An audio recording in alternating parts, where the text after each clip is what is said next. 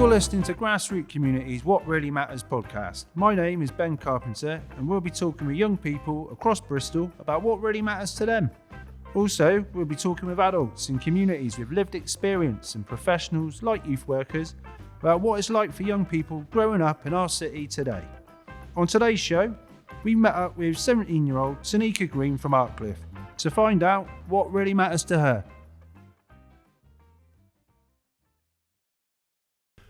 Hello, Tanikka.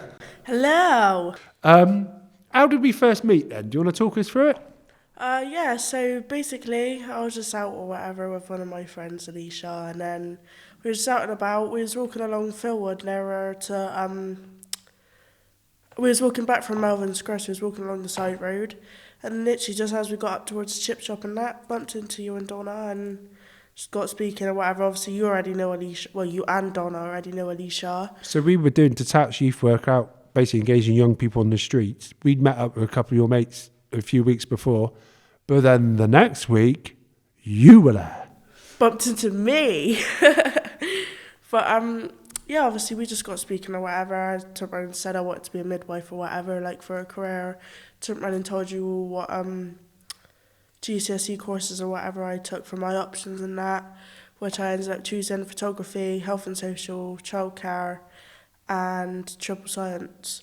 And then the week after that one again, so within about 2 weeks, I started off doing detached every Thursday after school with you and Donna as we arranged, essentially. So that was as a young leader, wasn't it? I mean, the thing was as well, so I worked with your brother, didn't I, before, and then suddenly I was chatting to you and I was like, hang on a minute, it's a small world.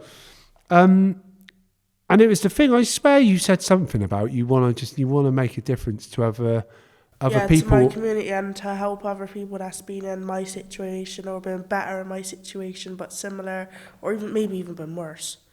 I remember hearing, so it was something like that. I just looked at Donna. You're the first young leader we ever had. And it was like the idea pretty much come from talking to you. And I was like saying to Donna, I was like, there is no pathway to youth workers, particularly, and there wasn't at that point.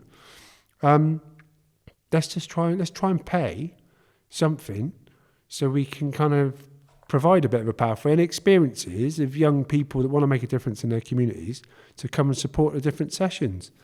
We'll go on to that in a bit. What was it like for you growing up in your community, whether that be at home or at school or whatever, really? What were the challenges and what were the positives? I think one of the challenges was, I'd say, being a mixed race girl in a not a very multi-diverse area and going to school being the only mixed race girl in the class. You know what I mean? Going to school and possibly only being the person of colour in the school.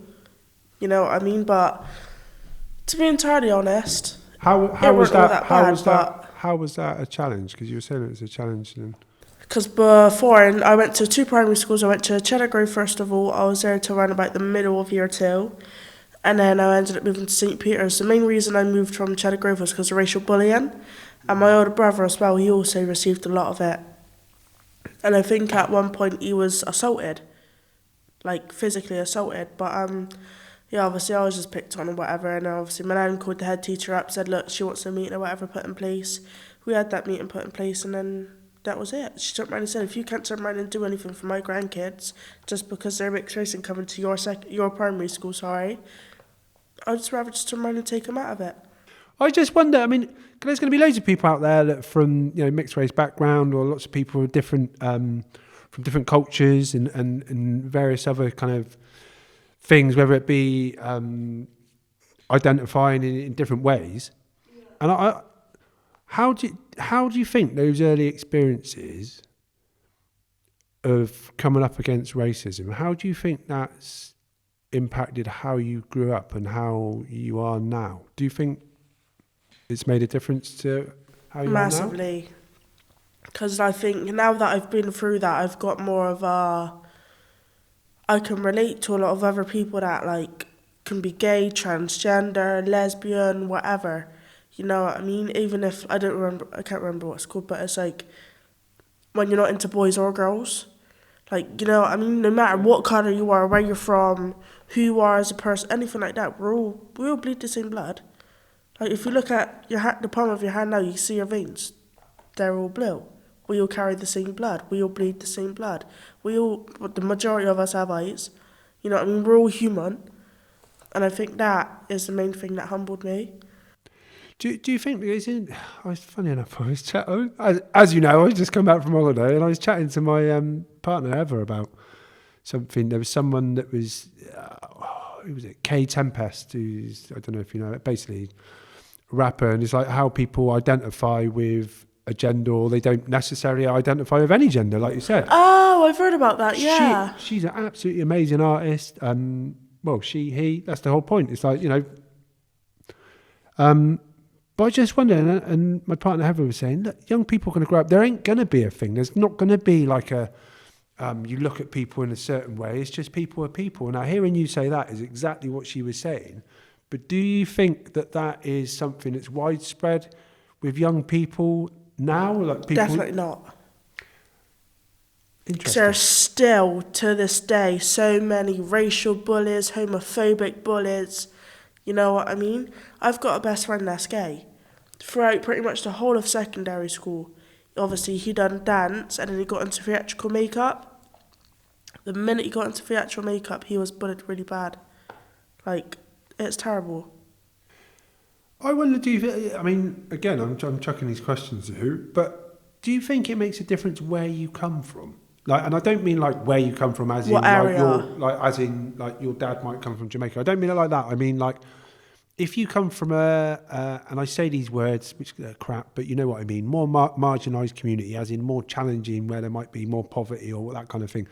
Do you think that being different in a community that is more marginalised for those kind of reasons, like I said, poverty and the other things that go with it, do you think it's more difficult to be different in whatever way you might identify than it would be in communities that's more affluent, more money, more opportunities? Yeah, that is really part of it, to be fair, I reckon. Why do you think that would be then? And a little bit of hay fever kicked in for Tanikka. She had a little bit of snot going down her face, and now she's wiped it off and she's back on track. So what difference do you think it makes then? I mean, if it does make a difference, I don't know. If you identify with a different kind of group that is supposedly seen as being different, whether that be your culture, your background, your ethnicity, sexuality, gender, all those things, do you think it makes a difference that you're more, it's more open and you're not looked down upon so much in a richer community?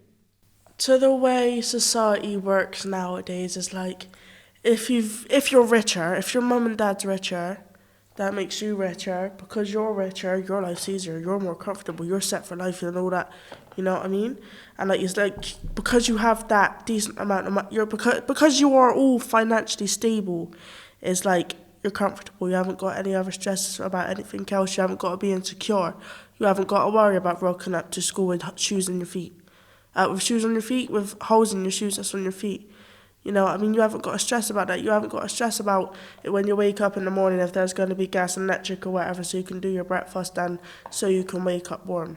Do you think then, because I'll challenge that a little bit, because I 100% agree, having some kind of financial stability will make your life less stressful. And let's be honest, stress can impact you in lots of different ways. If someone's having to stress about paying the bloody rent or getting dinner on the table, then that suddenly impacts on their mood, how they like act and react to their family, their kids, their whoever. Obviously, it makes a huge difference. It has an impact on the kids. But if you're from a rich background and you're mixed race, or you're from a rich background and you're a lesbian, or you know, whatever, you don't identify as a boy or a girl, what impact would money have on that? Again, I reckon it's just a big thing of everyone being too insecure and too, what's the word? too like obsessive over social media and what goes on online and what goes on in other people's lives. I think that is like what I think that's what causes so much insecurity, bullying, or whatever to other people, and why we get set to these stereotypes, because that's essentially what it is. And so those stereotypes, then from what you just said, then those stereotypes impact on everyone. Yeah. Because social media doesn't. You look at something, you can't tell how much money someone's got. I mean, obviously you can if they're suddenly flashing, Rolex watches and all that kind of stuff. But generally, like, you can't tell, can you? So you'll see someone for how they come across on that picture. Yeah, it's like, even with racial bullying and things like that as well, see, like, it was always just the same normal, well, not normal, but nasty kid that would always turn around and try pick on me, or even throughout secondary school and all that. I've seen it all myself, like, just because, say for example, I don't know, Dominic's mum's a single mum, whatever, on herself, claiming benefits and all that sort of thing. Say for example, she gets what, £200 a month to live off for herself and her child to live off. On top of that, she'll get like an extra £73 child benefit, whatever. So altogether, it's £270 a month. Whereas, I don't know, Callum's dad is a single parent, goes to work, owns his own business. On top of that, he gets X other amount of money and everything else, you know what I mean? He gets everything. He's got all there handed to him. But poor Dominic, he's got a stress or whatever for his mum. His mum can't make his back lunch. His mum ain't got the money for his school meals.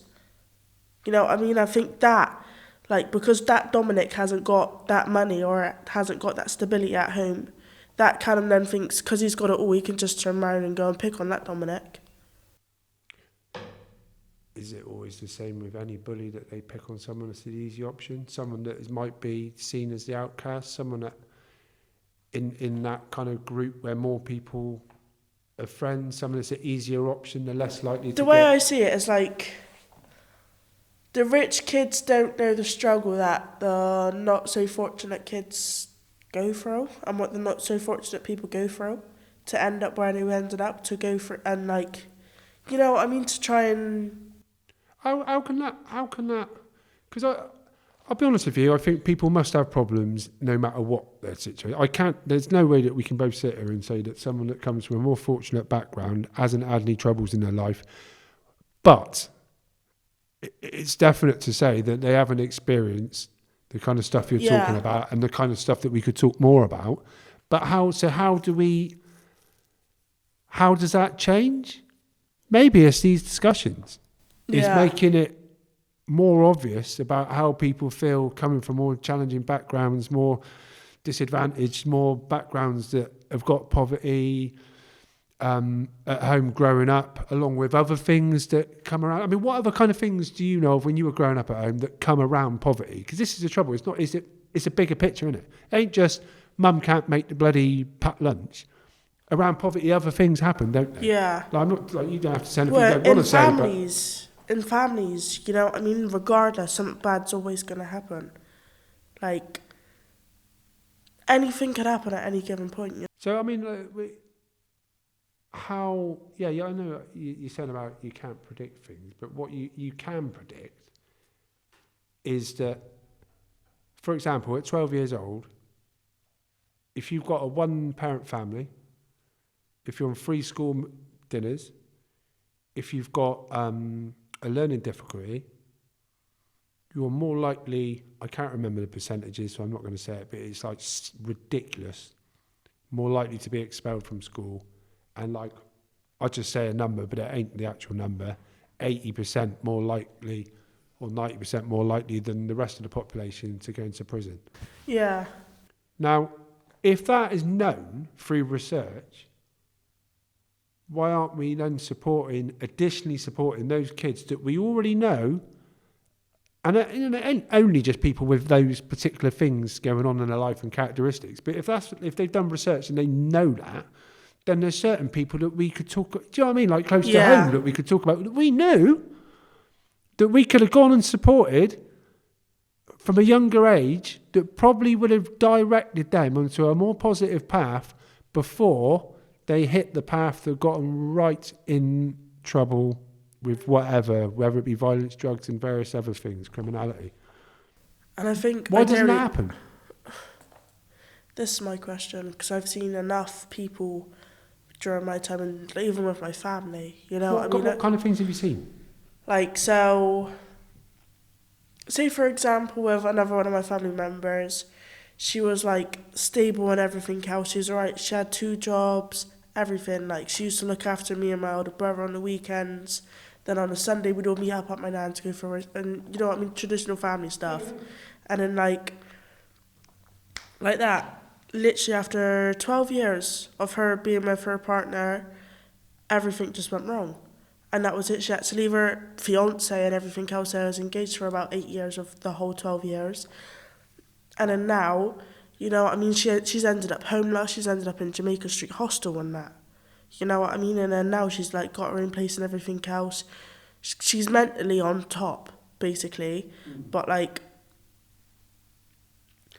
how do I explain it? What happened for her situation to go down there like that? What was that? What was the trigger for it? It's just pretty much bad luck. Essentially, that can come to anyone. So like, was no that matter like, how good you do in school, no matter how bad you do in school, this is my point. Like, you can do whatever you want to do. You can get to where you want to be as long as you work for it. But because, like, don't work too hard for something too big. Because when that drops and you lose it, you're going to end up at the bottom. Well, just remember, when you're stepping up that ladder, the way that you treat people when you're going up it, they're the same people you meet when you go back down it. There you go. So all you got to do is be good, kind, and not pee on anyone's parade. Do the right thing. Not be weird honest, anyone's cornflakes. and you'll get somewhere. Yeah. And you are getting somewhere. I mean, can I say something? At the moment, you're living in St. George's House, aren't you? Yeah. So how old are you at the moment, Tanikka? 17. And, you know, that's got to be challenging. That's got to be a challenge. Don't get me wrong, it's not the best. But, you know what I mean? It's just not home. But because, for various reasons, I can't live at home and I won't live at home, it's what I've got to do. But because I'm not going to sit there and try and let it dictate to who I am. You know, I mean, I'm not going to sit there and like let the fact that I live in a youth hostel with kids that's age 16 and adults to 25 turn around and ruin my life and, you know what I mean, make me out to be a bad person or whatever, you know what I mean? I'm still going to work and still do things to give myself a better future, regardless. I think now's a good time to point this out because, we talk to different people throughout the podcast series and everyone's from different backgrounds and they have different views on things.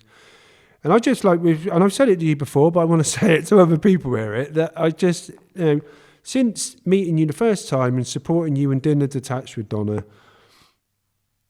you've had this outlook which is refreshing in comparison to many, if not any, young person that I work with over the last 15 years. And it is that view of you're going to give things a try. You're not going to let those troubles and challenges, and there's been many of them, which we ain't going to talk around today, you know, that have come your way and you've had to deal with it at a young age. And, you know, I'm not saying lots of people have those kind of things as well. You're not the only person, but it's how you react and how you challenge those things. How you find ways to cope with it is what coping mechanisms you use, basically. But you're open to trying things. And I think, like, if there's other young people that are listening to this, that may listen to it, the things like, you know, like there's been other projects you've been involved in, you've done one with the Growing Streets Together project, the street party project. Yeah, I've done that in Wilmot Park. I've done bike projects, mental health projects with you at Bridge. Yeah, mentoring. There you are. Boxing project.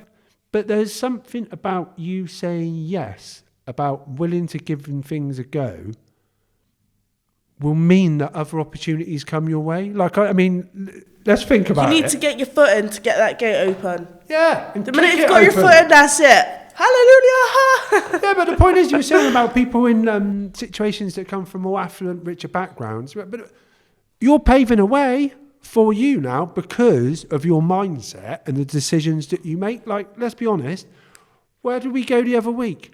We were, first of all, you were talking in front of loads of business people this year-long program we're going to do, and you're going to be a young person on it, the Grassroots Activators program. You were chatting, talking about your background and you know how you got involved with grassroots communities. That was with businesses. Then, more recently, you were chatting in front of, it was about 400, I mean, I might be saying the words wrong again, 400 accountants underneath Concord at Filton in Bristol, and talking to them again about, you know, your distance travel and things you've done.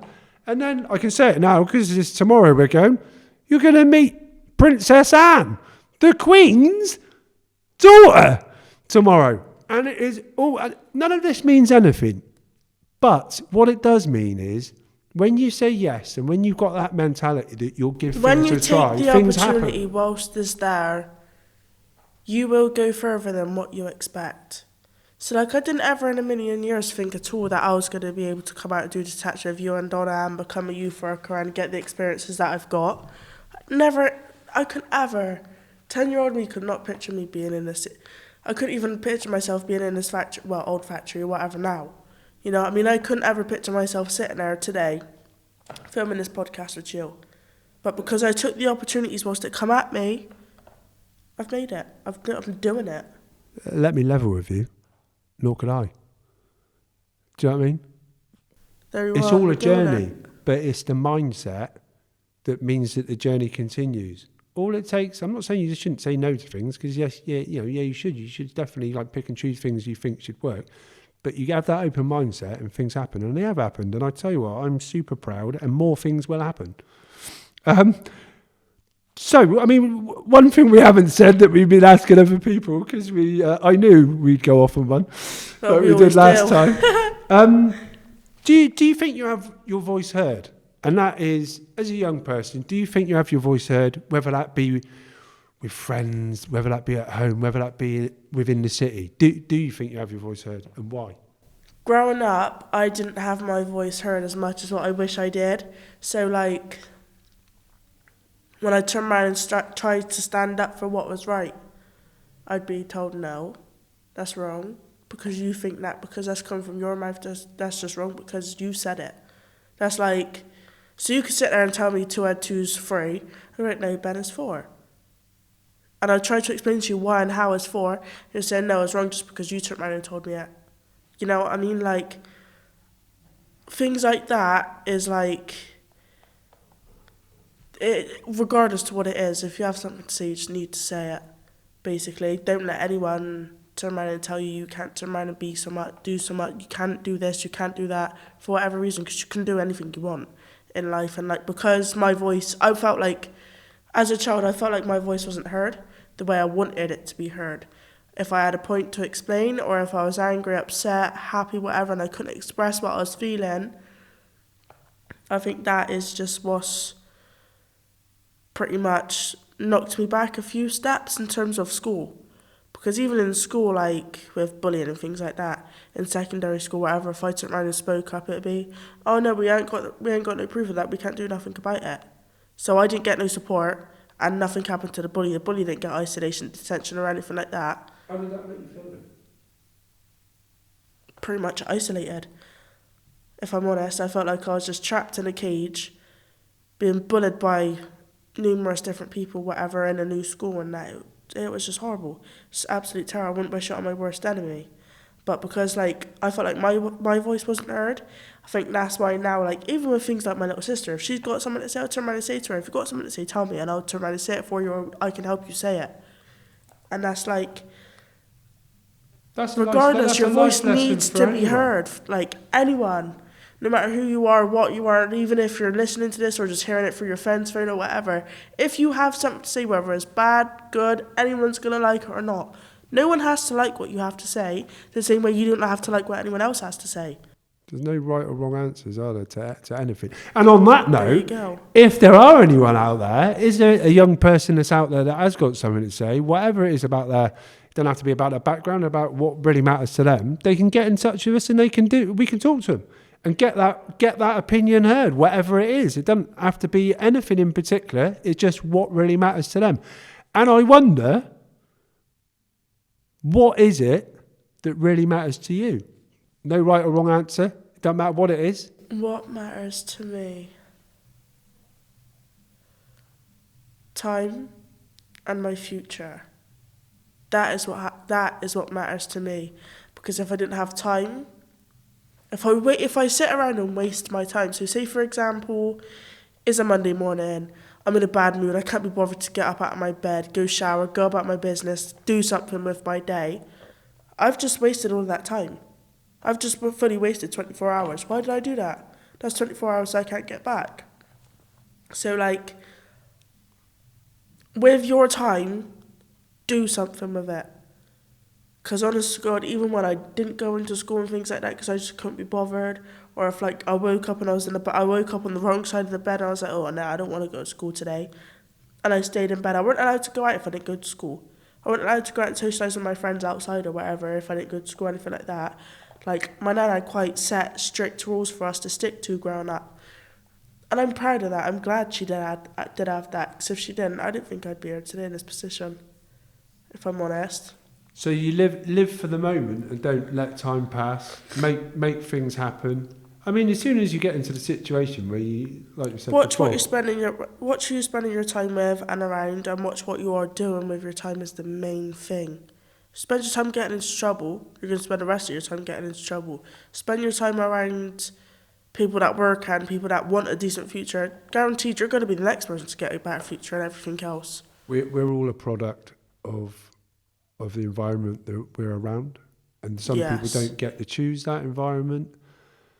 But once you have found yourself in a position where you are willing to make a choice, rightly or wrongly, it could be positive or negative, then just try not to be scared and make those right decisions. Just make the choice as long as you know it's right for you. So what about your future then? You're saying something about your future. What really matters about your future? My youth work and my barbering course.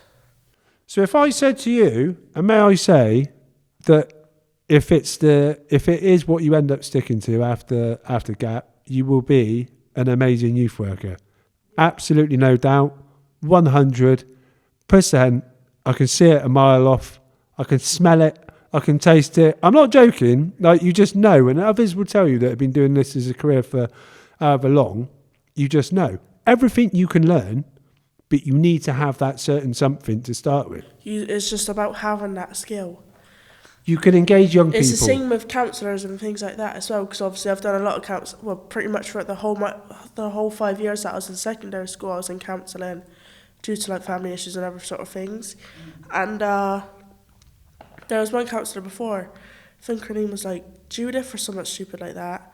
Well, not stupid, but like, you know what I mean, just somewhat basic like that. She just had a really simple name. She was a really simple person as well. And because she was a really simple, normal person, like, well, what is normal nowadays? But like, because she was just that basic person, it's like, you can tell she didn't necessarily have the life experience that I've had, or like, along the lines to what I've had. Because I tried to speak to her about certain things, for example, my mum being in prison. Tried to speak to her about that, she wouldn't have a clue. She'd be like, oh, well, why can't you just ring, when your mum rings you, why can't you just speak to her about this? My mum's in prison, she didn't need that stress. I can't sit there and talk to her about that. You know what I mean? It's like... So do you think that your lived experience means it's easier for you to engage with some people from your community? From the way I've helped myself in these past nearly 2 years, I could go on to help anyone in my situation or similar situations. Please tell Princess Anne tomorrow. I'm gonna give you a little poke. I will. Actually, you've got to talk to her in a certain way. I think it's Her Majesty. Anyway, I'll show you the information later. We won't go on about it now, but you can't just go, all right, Anne. Yeah, you all right, mate? How you doing? Nice to meet you. Lovely.